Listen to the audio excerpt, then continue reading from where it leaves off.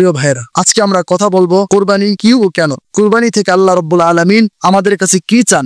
সূরাতুল হজ্জের 37 নং আয়াতে আল্লাহ তাআলা বলেন, লা ইয়ানালাল্লাহু লুহুমুহা ওয়ালা দিমাউহা, ও আমার বান্দারা, আমি তোমাদের থেকে কুরবানির গোশত, কুরবানির রক্ত, কুরবানির মাংস, কুরবানির হাড্ডি আমি কিছুই চাই না। আমি শুধু চাই ওয়ালাকি ইয়ানালুহু তাকওয়া মিনকুম, আমার বান্দারা তোমাদের তাকওয়া কার কতটুকু আছে। আমরা যারা কুরবানি দিচ্ছি, আমরা যারা রব্বুল আলামিনের নামে কুরবানি করছি, আমরা কি আসলে আল্লাহ তাআলার জন্য কুরবানি করছি, না প্রতিবেশীরা আমাকে বলবে আমি বড় গরু কুরবানি দিয়েছি, আমি অনেক প্রভাবশালী, আমাকে মানুষ বলবে কুরবানি দাতা এজন্য কুরবানি দিয়েছি। আল্লাহ তাআলা এটা চান। আল্লাহ তাআলা বলেন, বান্দা আমি চাই তুমি কার জন্য কুরবানি দিয়েছো। প্রিয় ভাইরা, যদি আপনারা কুরবান শব্দের দিকে তাকান, কুরবান শব্দের এক অর্থ হলো শিং, আবার আরেক অর্থ হলো নিকটবর্তী হওয়া। তার মানে কুরবানির মাধ্যমে আল্লাহ তাআলার নিকটবর্তী হয়ে যাবে বান্দারা। মানুষের উপরে কুরবানি ওয়াজিব, যাদের উপরে নেশাব পরিমাণ সম্পদের মালিক থাকবে, যাদের উপরে যাকাত ফরজ, তাদের উপরে কুরবানি ওয়াজিব। এখন অনেকের প্রশ্ন রাখতে পারে, হুজুর কুরবানি কি শুধু পুরুষদের জন্য ওয়াজিব নাকি নারীদের জন্য ওয়াজিব? শুধু কি পুরুষরা কুরবানি দিবে নাকি নারীরাও কুরবানি দিবে? না ভাই, কুরবানি শুধু পুরুষদের জন্যই, ব্যাপারটা এমন নয়। কুরবানি যেমন পুরুষদের উপরে ওয়াজিব, তেমন নারীদের উপরে ওয়াজিব। যাকাত যেমন পুরুষের জন্য ফরজ, ঠিক তদ্রুপ নারীদের জন্য যাকাত ফরজ। ঠিক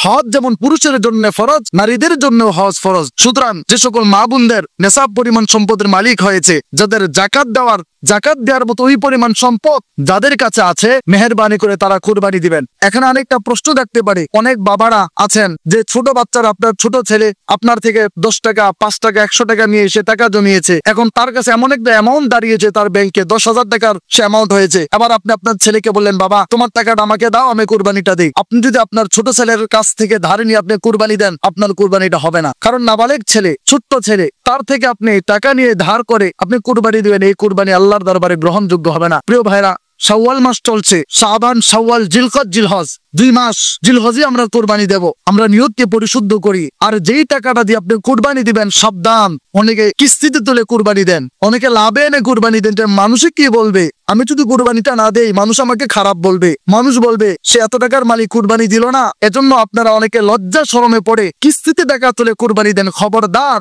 এই কুরবানি হবে না। বরঞ্চ আপনি যদি কিস্তিতে তুলে আপনি কুরবানিটা দিলেন, আপনার কুরবানিটা বরবাদ হয়ে যাবে। কাল কিয়ামতের কঠিন মুসিবতের দিনে আল্লাহর সামনে আপনাকে জবাবদিহিতা করতে হবে যে আপনি কেন কিস্তিতে তুলে আপনি কুরবানিটা দিলেন। আজাওয়াবুনা ইয়াউমাল কিয়ামা কাইফা হালুনা ইয়াউমাল কিয়ামা, আজাওয়াবুনা আমাম আল্লাহ।